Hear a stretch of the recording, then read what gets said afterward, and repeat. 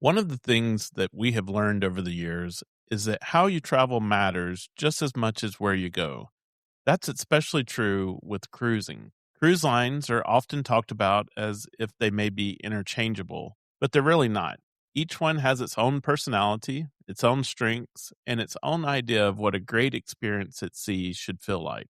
So we've decided to be intentional about this, and over time, we want to travel all of the world's largest cruise lines, sailing on what we think are their most interesting itineraries, and share what the experience is actually like on board. Not from a brochure or not from a ship tour, but from living on these ships for weeks at a time. This episode is the first in a series. We're starting with Princess Cruises and more specifically the Crown Princess. We spent 21 days on board, sailing from Hobart, Tasmania, through Australia and Southeast Asia, and finishing in Singapore. We'll touch on the itinerary at a very high level, but today isn't about the ports. It's about the ship, the cruise line, and what it's actually like to live on board for 3 weeks. We'll talk about what worked, what we enjoyed, and a few things that didn't quite land.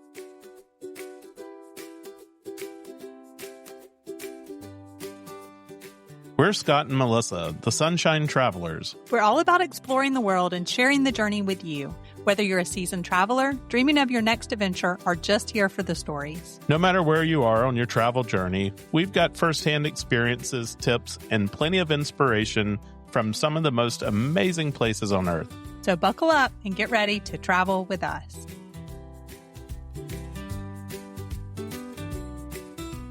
So, Melissa, when you think about Princess Cruises, before we even stepped on board, what kind of experience were you expecting?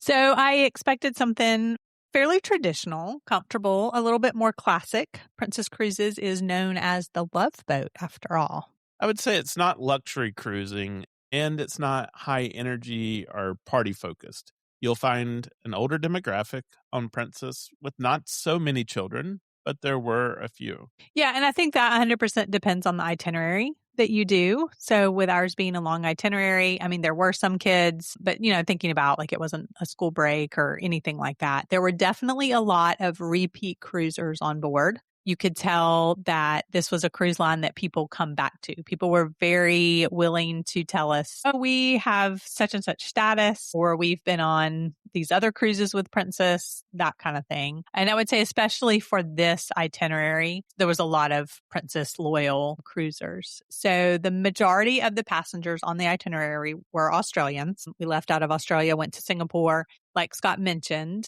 Some of them were only doing a portion of the itinerary that we did. So when we got on in Hobart, that was kind of like finishing up a Sydney to Sydney itinerary. It was unlike any itinerary that I had ever seen. And then we had a lot of people got off in Sydney, more people got on, people got off in Brisbane, people got on. And so for that first part, there was a lot of, okay, here's like how some of the logistics are going to work. And if it didn't apply to you, just kind of ignored it and did your port day and all that kind of thing. It's also important to note that this ship was going to be dry docked at the end of our sailing for some refurbishments and necessary updates. It is one of the older ships in the Princess Cruise Line fleet.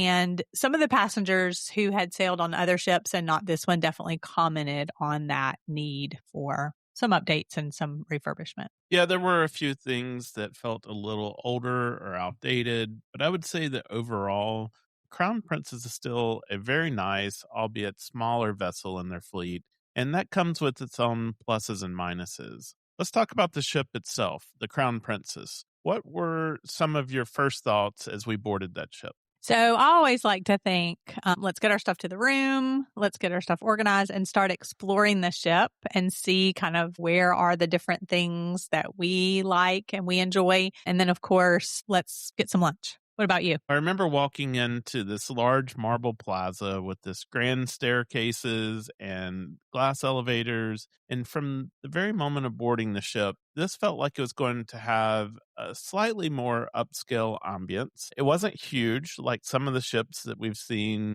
with open railing that goes several decks high.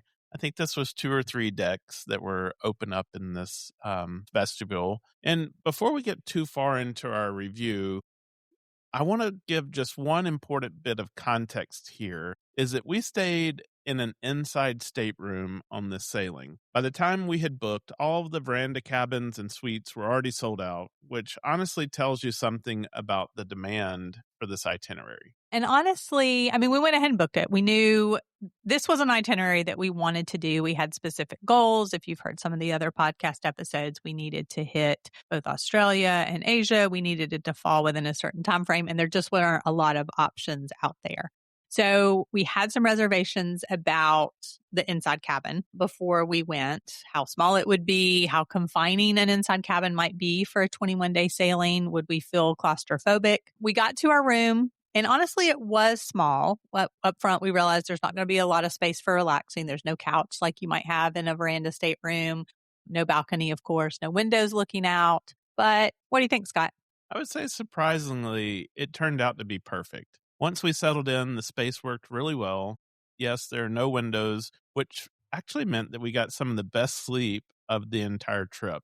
It was dark, quiet, and easy to fully disconnect at night, turn off our brains, and get some great rest. Yeah. And I would add too, is that you can definitely make a cruise way less expensive by doing an inside stateroom. So we thought it was great. We didn't feel claustrophobic. We did have some times where the seas were a little bit rough. It almost like rocked you to sleep at night. So it really was, it was great. We did have some challenges with the air conditioning at one point, and it wasn't totally unexpected on an older ship. So this is where the service really stood out. I would say our steward went and found an oscillating fan. We were able to use that in our room the rest of the sailing when we needed it. They even called down a couple of times just to say, did you get the fan? How is the fan? How is the temperature? Like, I felt like they really did a good job of following up on that, because it could have felt like, oh, well, we're going into dry dock. It is what it is. But no, they were actively trying to fix that situation. I would say that that small fix made a huge difference for us. The cabin ended up being very comfortable at night. We typically sleep with a ceiling fan. We live in the South. We've always lived in the South. It's just a necessity to have that fan. So, I mean, we actually like that. I felt like they did a good job of remedying that situation. So if you were looking at an itinerary on a particular cruise, and either because of price or availability, the only thing is that is available is an inside cabin, or that really fits into your budget better, or that cabin would allow you to do your shore excursions or whatever, I would say don't give it a second thought and just book it. We really ended up enjoying our cabin. Most of the time when we were at sea, there wasn't anything to see anyway, but we can go out onto the decks or up to other levels that had windows. And I don't know that we really would have spent much time on the veranda if we would have had one anyway. Yeah, I don't think so, because like when we were at sea, it was water as far as you could see on both sides. So sitting out there wasn't like it was going to be a more comfortable experience. And it just allowed us to go and see other parts of the ship and experience the open air at times. A few times it was a little bit cooler, especially on the first part of the trip. And you probably wouldn't want to sit out there on that balcony during that part. And then I would say, as we got to the last part of the trip, it was really hot. And so you might not want to sit out there on that balcony. So to add to that, just being very dark for sleeping at night, it turned out to be perfect. So there are some itineraries that you definitely wouldn't necessarily want to do an inside cabin. Alaska is one that we can think of, that if you're going into Glacier Bay. But regardless of where you're going, always remember that there are plenty of decks and places where you can go sit outside for views and fresh air. And sometimes we did that Alaska from our balcony, and sometimes the view of the glaciers was better on one of the decks. So you do not have to have somewhere that you can see out to have an enjoyable cruise. Well, let's shift and talk a little bit about the comforts and amenities aboard the Crown Princess. Daily life on board becomes really important on a cruise this long. So, how did this ship feel from a day to day perspective?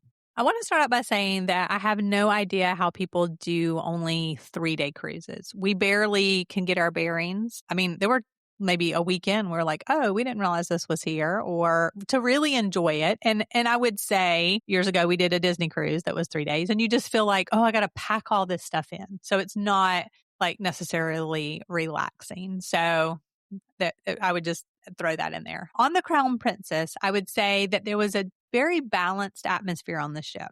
The ship accommodates about 3,000 people. So that's probably considered a mid-sized ship. by today's standards because now they're making these mega ships that have all these amenities.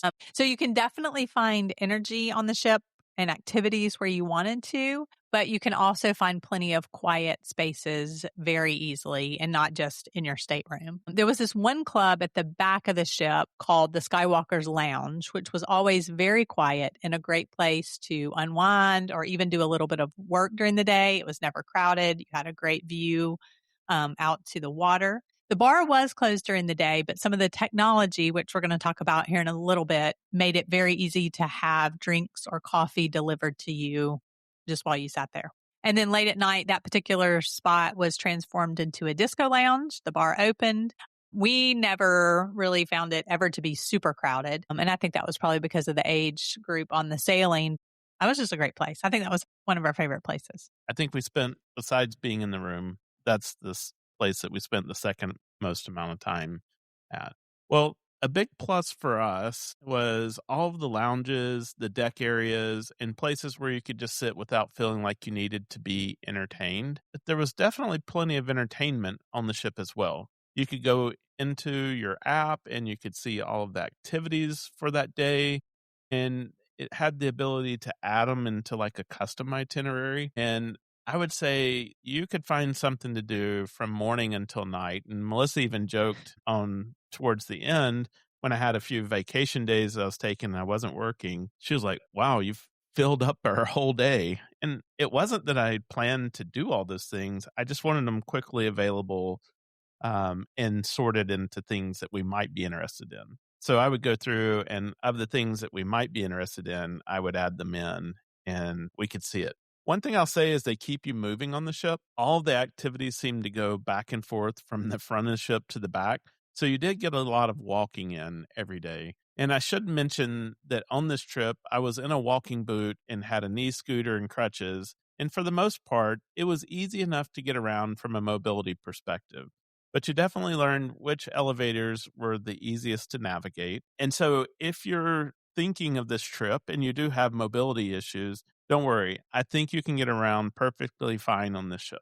So, Scott, let's spend a little bit of time talking about the technology on the ship. So, between the mobile app and the medallion that Princess Cruises has, it makes for a really great experience. So, the medallion that they give you looks like an Apple AirTag, and it's used to open your stateroom. And it's also a way that they can find you anywhere on the ship to deliver food and drinks that you've ordered in the app. Also, you can enable it to locate your shipmate. So, not only like the person in your cabin, but if you have other people you're traveling with, you can find each other on the ship in case you don't have Wi-Fi. So we want to add though, for all you privacy people out there, you can turn that tracking part off, but it would degrade your service on board because you wouldn't be able to use that particular feature. So in addition to being able to find you, some of the bars were equipped with the devices that would tell them who you are when you walk up. So you didn't have to scan it or sign any paper. They already knew who you were, what package you had. And I think that's probably something that's everywhere on the newer ships. And they were probably like integrating that into some of like the most common places because we saw a mix of that. But that was kind of nice. They would just be like, oh, Melissa, and then here's your beverage or whatever, because you did have to load like a photo of yourself. Yeah, and sometimes when you were in the shows and you ordered a drink to your table, they would come out and they knew exactly where to bring it to. Like you didn't have to wait for one of the stewards that was running around and had a lot of tables to wait on. You didn't have to wait for them because you could do that and then they would send it directly to you. And for longer cruises, I would say that the basics truly matter. And there were multiple self-service laundry facilities on the ship, but there was almost always seemed to be a line waiting to use those machines. And Melissa even commented how extremely hot those rooms were. They do offer full service laundry, and the ship also uses Starlink for the internet. And we found that to be excellent.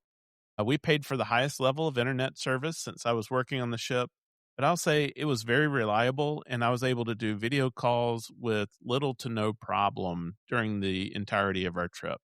The one thing that I will end with about the staterooms is that they did have the smallest bathrooms you have ever seen. Even the cruise director would joke that you had to spread the soap on the shower walls and rub against them because there was no room to soap up. Maybe that's a little bit of an exaggeration, but not by very much at all. Yeah, so Scott, real quick, I want to add one thing about the laundry. If you are a certain status level on Princess Cruises, or if you have a suite, I think that full service laundry is completely included. It was nice though that you didn't have to, they had said you'd have to pay for the soap and the dryer sheets, but also pay for the machines. But the way they had it set up, they were completely free and you just dialed a number and they would bring it to you. And I just tried to find off times and set a timer and come back. So it worked out fine because the per item laundry service was a little bit expensive, I would say.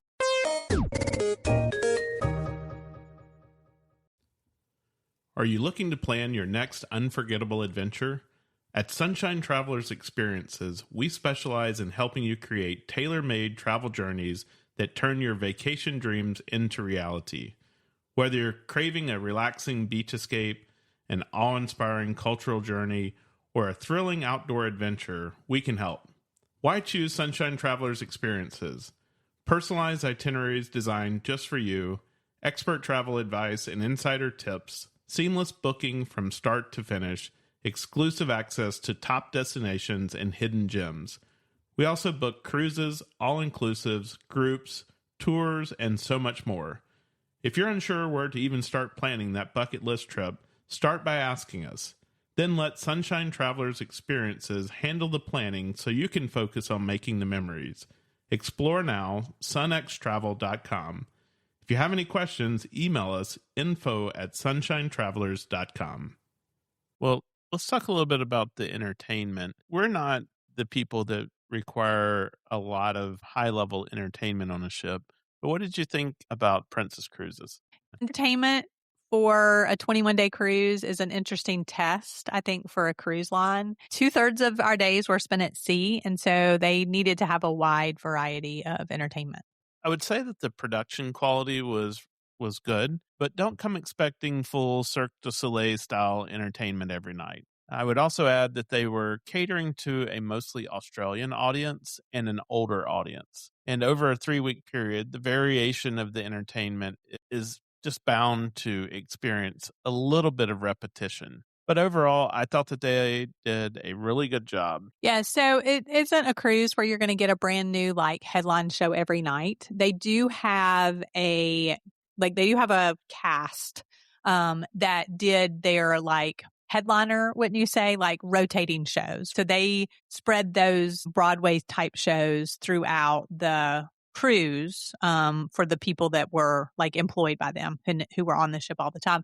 And then they mixed in other acts, people who they had hired to come on and off the ship. So some of them were on in Australia. And then we did have quite a few people who, when we sailed from Cairns up to Indonesia, like they stayed on that whole time. So they weren't employed. And so they're just like contract. Some of them you could tell like people had seen them on other cruises before and were really, really excited. That just gives a variety to the entertainment. And I also felt like they did a good job of listening. So if something had been really popular, they would add more shows of that person or another matinee show, or they'd put them in another venue for like a smaller audience. So I think it really felt like that they would listen to the feedback. And with a 21-day cruise, they had an opportunity to cater to what people liked. I know one thing in particular that was really popular was they did little games like sailors versus the crew. What was it called? Officers versus something. And that became something really, really popular. They ended up having almost every single day. Yeah, it was officers versus guests.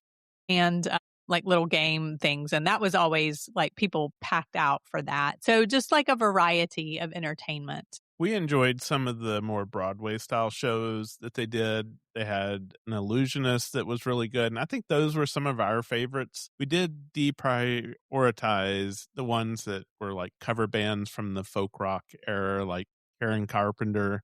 I jokingly said it was elevator music. But if entertainment is one of your top priorities on a ship, this may not be the best choice for you. It was great and we enjoyed it, but it probably wasn't what they're most known for. Outside of the nightly entertainment, they also had all kinds of groups that would meet every day, everything from solo travelers to Bible studies to knitting groups. And of course, they have a casino, they do bingo, and then they would do game shows like Deal or No Deal. Yeah, and I would add too, like other kinds of entertainment. They also had karaoke that you could do and trivia. And so there was literally, like Scott mentioned, there was something going on all the time. And some of those big shows, they would fill up. They would have 2 shows every night and they would definitely fill up and people loved those. That's one thing that I would say is towards the end of the trip, like they would fill up these shows and they'd run out of space. And so there was nowhere for you to sit. And so if you didn't get there really early, you would miss out. So I think that is maybe a little bit of a flaw in the size of ship that they're dealing with. They just don't have enough space for that. But it's kind of disappointing when you're on a ship and this is part of the entertainment and then you can't go and participate. Yeah, so some of the times, like, you just couldn't wait till the last minute.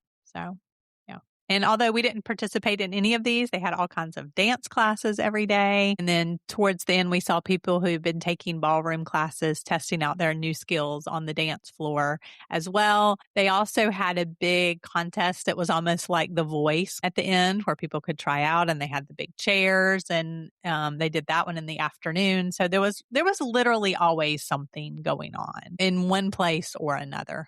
Yeah, that was one of the ones where we couldn't get into the theater to see that one because we had something else going on and got there a little bit late. And if you love a good art auction, they also have those throughout the duration of the cruise. And we met several people who have bought art from these auctions before, including some Rembrandts and Picassos. Yeah, evidently it's a thing. A lot of people would go to those art auctions. I will say, though, that it's one of the times that they handed out free champagne. And so a lot of people just went there for the free champagne. Well, over a 3-week period, you can't go without food. So let's talk a little bit about the food. So the package that we had included specialty dining. And so real quick, I also want to say we chose that specific package because Scott was going to be working. It cost a little bit extra. You don't have to do that, but he was going to be working. We knew that he would need the premium Starlink internet. It gave you multiple devices. I would be trying to do content type stuff. We wanted to do the podcast.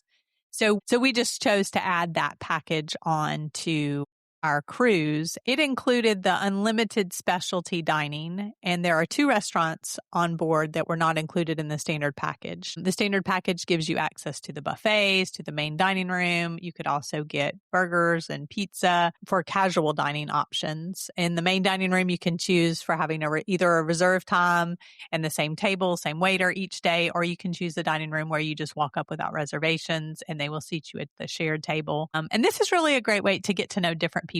If you are willing to be a little bit outgoing, you'll find that you start bumping into these people over and over again. And this is how we met our new friends, Peta and Barbara from Brisbane. And we miss them so much and definitely hope to see them again in the future. Breakfast is generally served in the buffet, or at least one of the dining rooms would be open for anyone that wanted a sit down service, guests that maybe are wanting slightly more formal but still casual dining experience. And on days when the ship was at sea, those dining rooms would be open as well for lunch. And while I'm on the topic, most nights are smart casual dress for the dining rooms, but they do have a couple of formal nights. Usually pants and a collared shirt will suffice, but some people, like our friends Peter and Barbara, would dress to the nines. It's fun, but not when you're having to drag all of that across the world to get there. Yeah, and that was no big deal not to have. We just tried to, look nice, wear something that still felt nice, but was still casual. So let's talk a little bit more about the specialty dining. Like I said, it was included unlimitedly in our package. So we definitely took advantage of that because why not? They had 2 options, like I mentioned. One was a steakhouse, which we loved. I think we ate at maybe 9 or 10 times out of that 21 days. Our waiter that we tried to have almost every single time, his name was Christopher.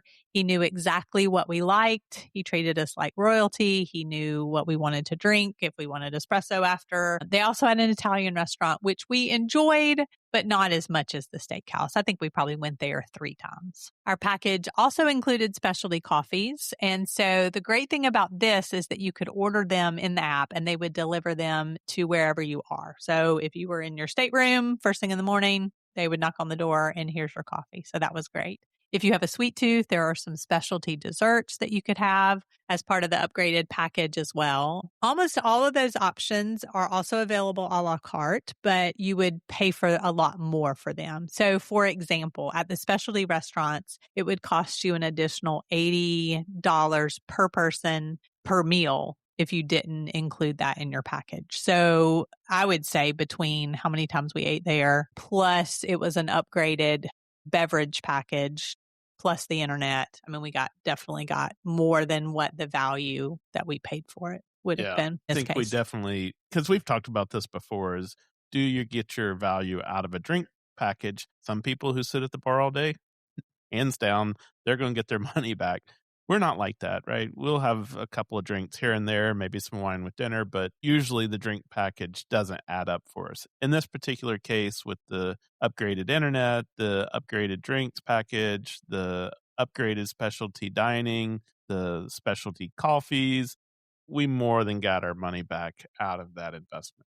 Scott, real quick. I would say that one area where Princess really stood out was our service. Our steward on the ship, Mark, he was exceptional. These stewards are like little magicians. You step into the hallway for a minute, and when you walk back into your room, your bed's made, the bathroom's clean, new towels are there waiting for you. Mark just like, I don't know how he managed to take care of all of the guests at the level that he took care of us in our room. Yeah. And one thing that I love is we met crew members from around the world. Many of them leave their families behind when they are gone anywhere from 6 to 9 months at a time to do their contract. They basically work almost around the clock. And often you'll see them at different jobs throughout the day. So if they wait your table at night, they may be doing the buffet at breakfast.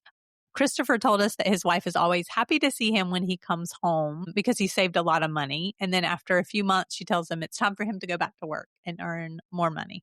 But obviously, he was just joking. But for many people working on the ship, the money that they are able to make is really life changing for them and their families back home. Our PSA to you would be don't forget to tip your servers. In this case, also part of the package was that gratuities were included, but there were people, like we've mentioned, who really stood out. And so we wanted to give them just a little bit of something extra. And so you really have no idea how life changing it can be for them and their families, even if it's just a small token. And when you do that, they are so grateful and they're so thankful. And really, many of them do it because it is their job, but they also do it just because they love the interactions with the people and it shows. I do want to go and just at a very high level talk about our itinerary. We're not going to talk about the ports that we stayed in. This had a really specific itinerary that we were looking at. We started in Hobart, Australia, which is in Tasmania. We did Australia, Southeast Asia, and Singapore. And it was a great balance of sea days and ports. There's not much you can do about the number of days at sea because it's a lot of movement and there are some long distances between these spots. But for us, it checked all the right boxes. Melissa was able to check off Asia for the first time, and both of us were able to check off Australia on our list of continents. And so we obviously want more time in a lot of these locations, but it was really perfect to get a good sample of them and know where we would like to go back and spend more time and where it's like honestly enough, especially for somewhere like Australia that really is so huge. And one of the things I want to say about the days at sea, it was really surprising. I think our longest stretch was 5 days. And going into it, you're thinking like, wow, like that's a long time. But for us, you were working, like we really kind of had a rhythm. And a lot of people did that too. Even if they weren't working, people seemed to have a rhythm, whether they like to read or go play their games or that kind of thing. And so it's almost like you're in like a small town or a little city or something like that. You're not just sitting in your room. You go and you have these like little routines. So it honestly passed a lot faster than I think I expected that it would. Well, let's talk a little bit about what we liked most on the ship. A few highlights. What are the things that stood out most to you? So the first thing that comes to mind is definitely the people. I know that you mentioned that, but most of them like you said, really do seem to love their jobs. They want to make sure that you have a good experience. You'll start to see them at the same locations, or if they're working 2 jobs and you've kind of gotten to know them, they'll come talk to you. They'll be at the same bars. They really do make an effort to remember you as well. And so I think just thinking back on this cruise and then other cruises that we have done, like you obviously can't get to know everybody, but there are a handful of people that will, stand out to you, I think. So the people make the cruise for sure. For me, it was all the places across the ship where we could sit down in the afternoons, enjoy some live music and cocktail hour. It was a great opportunity to hang out with many of our newest friends and talk about our favorite subject, which is travel. And when we talk about our least favorite parts, let me just say, I think we're being a little bit picky. This was a great trip. It was a comfortable ship, and the staff was amazing. I think both of us would agree that the ship is starting to show its age just a little bit. It's also a lot smaller, the room sizes, etc., than some of their newer ships. Although they were putting it in dry dock after we got off to do some refurbishments, I doubt they're going to be able to do anything about those issues, like the size of the bathroom, the size of the stateroom. The ship is the size that it is, and unless they reduce the number of staterooms, that's not going to change. I do think that some of that is reflected in the price, though, that you pay. And so I do think that if you're looking at different itineraries and you're looking at different ships, you're going to notice that. Obviously, the newer ships are going to be a lot more expensive. So just keep that in mind. I mean, like you said, it's really would be being picky. Like it really was fun. The other thing that I would say is the food repetition does become noticeable over time. And if you were on a 1-week cruise, like you wouldn't notice that, I don't think. The food was good. It was just not a ton of variety. So I would say, for example, one of the things that we liked about that steakhouse, the specialty restaurant we went to a bunch of times, is a long cruise like this and going this many times gave us a chance to try the different things and then go back to some of our favorites. I would say like we did the sit down lunch a few times, the sit down breakfast a couple of times, and the menu was pretty much the same. And so if there wasn't like a lot of things that you maybe wanted to try. So that would be the only thing. The buffet, they did try to vary that, but it would kind of be the same variation. We're very pleased, though, that on Thanksgiving Day, they somehow managed to find a turkey and some traditional Thanksgiving sides and desserts to go along with that for the Americans that were on the ship, all 76 of us. So who do we think that Crown Princess and Princess Cruise Lines is best suited for? So I would say probably travelers who value comfort and routine, and I would say probably a good value for money. People who enjoy longer itineraries and a steady pace. If you're looking for like nightlife, cutting edge design, really like food focused cuisine that's like high end, then that probably wouldn't be the right fit. But if you just want a reliable, comfortable cruise, strong service, great staff, I would say Princess does deliver on that. This deep dive review is only part of a much bigger journey, traveling on all of the world's largest cruise lines and experiencing what they do best on their most interesting itineraries. If you're considering a Princess sailing, or you're trying to decide whether a long cruise like this makes sense for you, we're always happy to help you think through it and plan it out. If there's a cruise line you'd like for us to review next, let us know, because as always, the goal is to help you travel more and to travel better.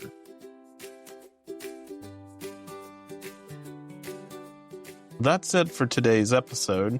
Wherever you're listening from, we hope we've added a little spark to your travel dreams today. If you've been enjoying the show, a 5-star review on your favorite podcast platform goes a long way. It helps new listeners join our Sunshine Travelers family. Be sure to follow or subscribe so you never miss an episode. And join us on Instagram or Facebook at Sunshine Travelers Podcast. Remember, that's Travelers with 1 L. And if the stories, tips, and adventures we share bring a little sunshine to your week, you can even buy us a cup of coffee now. You'll find the link in the show notes. And of course, share this episode with a friend. Adventure is always better together.